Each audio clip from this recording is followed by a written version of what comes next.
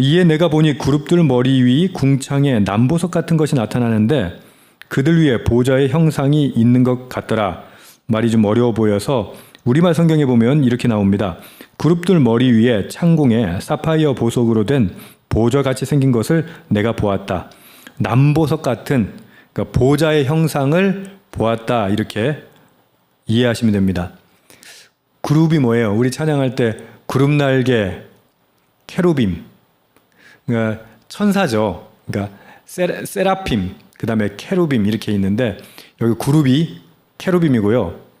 세라핌은 스랍 이렇게 번역되어 있죠. 우리 말에는 이 그룹, 그러니까 하나님의 지성소 안에 있는 법궤를 덮고 있는 게 그룹이잖아요, 그죠? 그 그룹이 그 그룹 머리 위에 궁창에 그 하늘에 남보석 같은 보좌의 형상이 있었다라고 하면 그 보좌에는 누가 앉아 계시겠습니까? 쉽죠? 그러니까 1절 그렇게 어려운 말이 아니에요. 남보석 같이 나타나는 것인데 그들 위에 보좌의 형상이 있는 것 같더라. 이렇게 환상으로 봅니다. 그러니까 누가 계시다고요? 하나님이 계시겠죠. 2절 보십시오. 하나님이 가는 베옷을 입은 사람에게 말씀하여 이르시되, 어제 큐티에 보면 가는 베옷 입은 사람이 나와요. 그게 9장 3절에서 4절 나오는데, 가는 베옷을 입고 서기관 먹그릇을 찬 사람을 불러가지고 예루살렘 성읍 중에 순행해서 이렇게 순찰을 해가지고 그 가운데 행하는 모든 가증한 일로 말미암아 탄식하며 우는 자의 이마에 표를 그리라. 그러니까 죄를 짓고 그 가증하는 것들 때문에 탄식하는 사람들, 그것 때문에 애통하는 사람들, 그런 사람들에게 어떻게 해라? 그 베옷 입은 천사에게 어떻게 해라? 이마에다가 표를 이렇게 그려라 라고 했던 그 가는 베옷 입은 사람이 다시 등장하는 겁니다. 하나님이 그 가는 베옷 입은 사람에게 말씀하셨어요. 어떻게 말씀하시냐면, 너는 구름 밑에 있는 바퀴 사이로, 우리 1장에서도 나오고요. 이게 그룹에 대한 게 10장에서도 지금 이 이후에 또 설명되는데, 그 그룹이 바퀴가 있고 막 눈이 막 달려 있고 그러잖아요, 그죠? 회전을 하고 막 360도로 회전하고. 근데 그 그룹 밑에 있는 바퀴 사이로 들어가서 그 속에 숯불을 두 손에 가득 움켜가지고 성읍 위에 흩으라라고 되어 있습니다. 숯불은 뭔가요? 숯불 흩으면 어떻게 돼요? 불나는 거죠. 숯불은 심판을 상징해요. 또 숯불로 또 뭐 합니까? 제단 숯불로 입을 대잖아요. 이사야가 정결하게 되죠. 다시 말해서 심판이요 정결케 하는 거예요.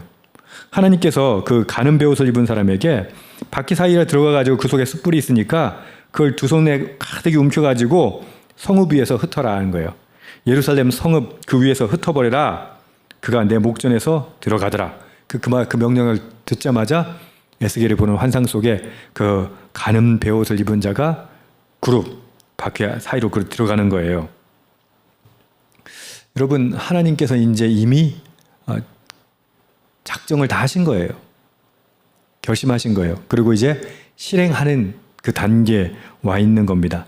그런데 3절부터 좀 특이한 장면이 나오는데, 그 사람이 들어갈 때 그룹들은 성전 오른쪽에 서 있고 구름은 안뜰에 가득하며, 성전 안뜰에 갑자기 구름이 가득하다는 말은 뭘까요?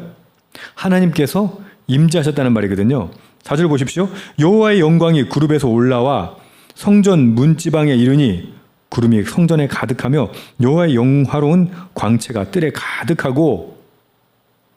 아니, 심판하시기로 했는데 왜 갑자기 성전에서 하나님이 등장하십니까?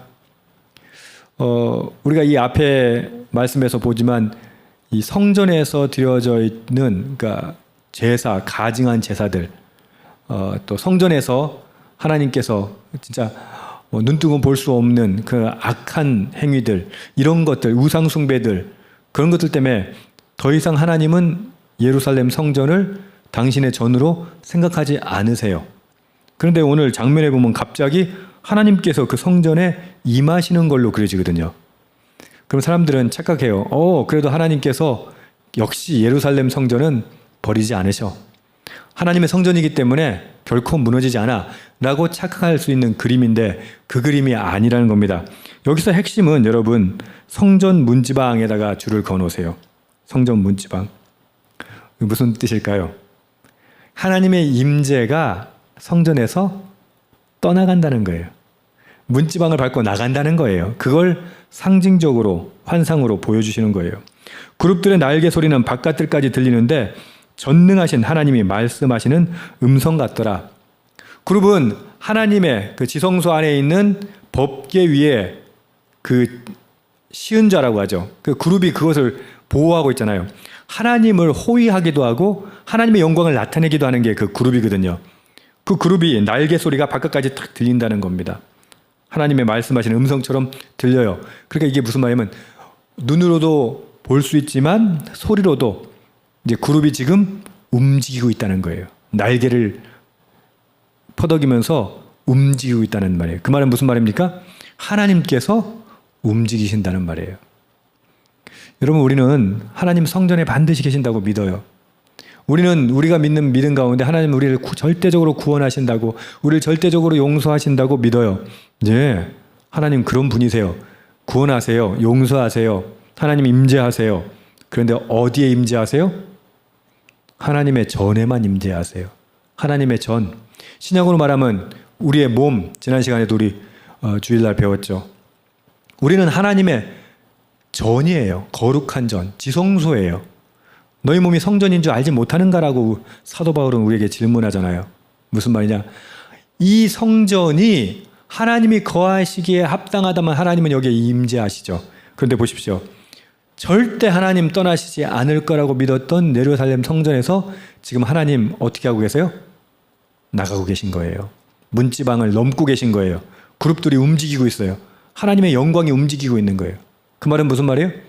우리 안에 우상숭배, 더러움, 추함, 악함, 우리 안에 나는 괜찮을 거야 라고 하는 마음, 그 마음이 예루살렘 성전을 섬기는 그 백성들에게 그대로 있었다니까요. 우리하고 똑같은 마음인 거예요. 에휴, 여러분 솔직히 그렇게 생각하지 않으세요? 그래도 난 구원 받을 거야 라고 생각하지 않으세요? 어떠세요? 난 당연히 구원받지. 한국교회가 지금 위기에 닥친 게 바로 이 부분이에요. 이게 무슨 마치 구원파 교리같이 자기는 그냥 무조건 믿었기 때문에 구원받는다고 착각해요. 제가 다시 말씀드립니다. 착각합니다. 이게 문제예요. 이런 착각을 예루살렘 성전을 섬겼던 그곳에 있어서 예배하고 제사했던 사람들이 가지고 있었던 공통된 생각이었어요. 우리도 마찬가지입니다. 우리도 당연히 하나님 구원하시겠지. 예수 그리스도의 보혈의 공로로 나는 구원받았지 라고 철석같이 믿는데 여러분 그렇지 않을 수도 있어요. 하나님께서 우리라고 하는 성전의 문턱을 넘으실 수가 있어요. 문지방을 넘으실 수가 있어요. 그룹이 날개 소리치면서 떠나가는 거예요. 하나님의 영광과 함께 떠나가는 거예요. 그런 일이 있을 수가 있다고 하는 것이죠.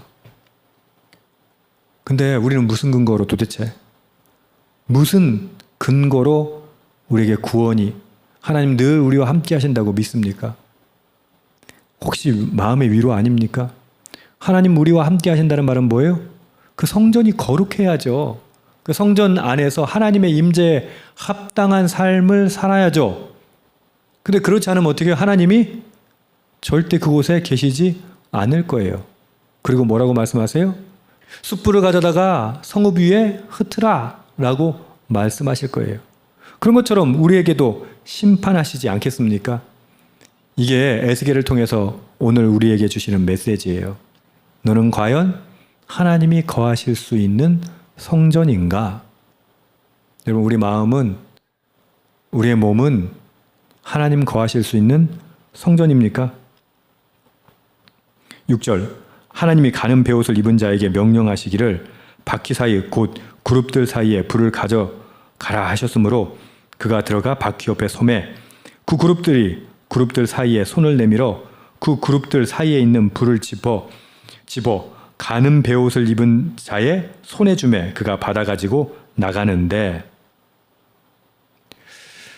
계속 경고로만 말씀하시다가 이제 실행되고 있습니다.